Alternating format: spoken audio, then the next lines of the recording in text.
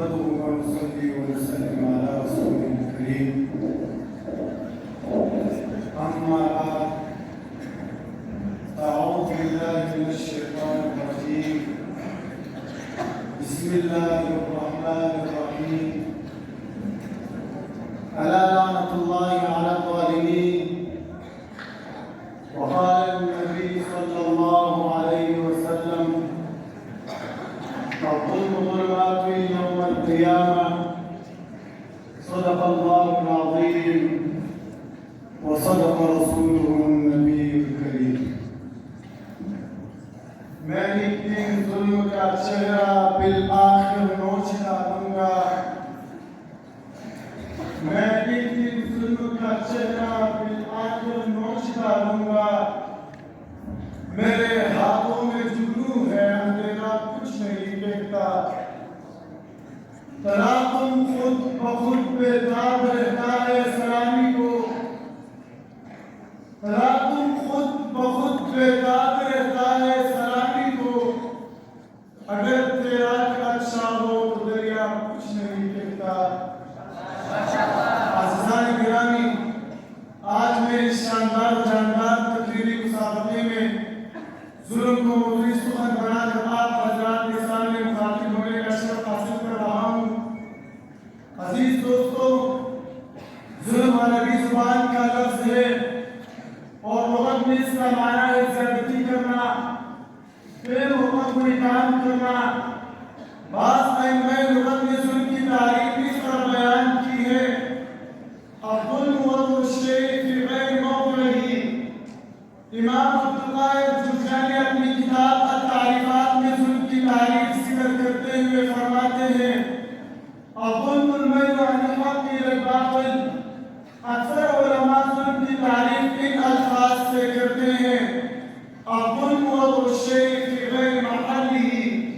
یہ تمام تعریفات عبارات کے اعتبار سے اگرچہ مختلف ہے لیکن مفہوم سب کا ایک ہی ہے میرے محترم دوستو یہ تو ظلم کی تعریف کی آئیے اب دیکھتے ہیں کہ ظلم کا چہرہ کس طرح شفاف اور بھیانک ہے اور ظلم انسانی معاشرے کو کس طرح تباہی سے دوچار کرتا ہے اور شریعت اسلامیہ میں ظلم کو کس نگاہ سے دیکھا جاتا ہے میرے دوستو میں عرض کرنا چاہوں کہ انسانی معاشرے میں عام طور پر ظلم کی تمام برائیوں کی جڑ ہے چاہے ظلم اپنی ذات پر ہو یا کسی اور پر اللہ تعالیٰ کے ساتھ کسی کو شریک ٹھہرانا سب سے بڑا ظلم ہے چنانچہ ارشاد فرمایا ان الشرک لظلم عظیم اسی طرح اللہ تعالیٰ کے حکم کو نہ ماننا اور حدود اللہ سے تجاوز کرنا بھی ظلم ہے چنانچہ ارشاد ہے وَلَا تَرْكَنُوا إِلَى الَّذِينَ ظَلَمُوا فَتَمَسَّكُمُ النَّارُ مزید یہ بھی فرمایا کہ ظالموں کی ظلم کی سزا صرف ان تک محدود ہی نہیں رہتی بلکہ ظلم کی نحوست ان کے علاوہ دوسروں تک بھی پہنچ جاتی ہے چنانچہ ارشاد ہے وَاتَّقُوا فِتْنَةً لَا تُصِيبَنَّ الَّذِينَ ظَلَمُوا مِنكُمْ خَاصَّةً وَاعْلَمُوا أَنَّ اللَّهَ شَدِيدُ الْعِقَابِ میرے دوستو ظلم ایسا سنگین گناہ ہے جو انسانی معاشرے میں مصیبتوں ہلاکتوں سختیوں کا سبب بنتا ہے اسی وجہ سے اللہ تعالیٰ حدیث قدسی میں ارشاد فرماتے ہیں یا عبادی انی حرمت الظلم علی نفسی وجعلتہ بینکم محرما فلا تظلموا ظلم کی برابر اس سے بڑی دلیل اور کیا ہو سکتی ہے کہ خود رب کائنات نے ظالموں پر لعنت کرتے ہوئے فرمایا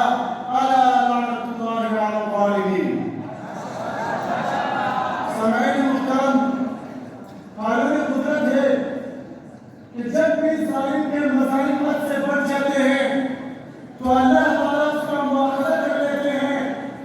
کتنے ہی ظالم بستیوں کو اللہ تعالیٰ نے زیر زبر کر دیا کتنے ہی ظالم حکمرانوں کو نیست و نابود کر دیا جب فرعون ظلم پر آیا تو اللہ تعالیٰ نے اسے رد کے آگ پیر کے نشان رد بنا دیا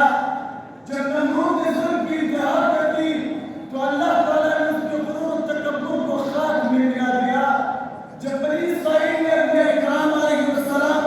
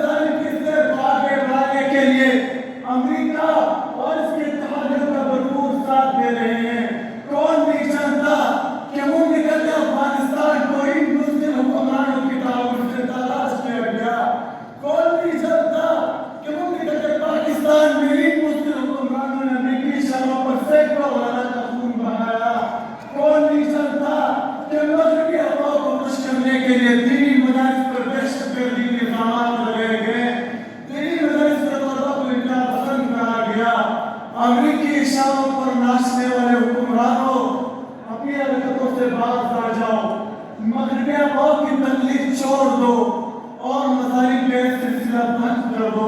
वरना तुम्हारा हश्र तो इतना बुरा होगा कि तुम्हारी नस्लें भी याद रखेंगी इंशाअल्लाह ताला। आखिर में इतना याद करूंगा कि जालिमों, अपनी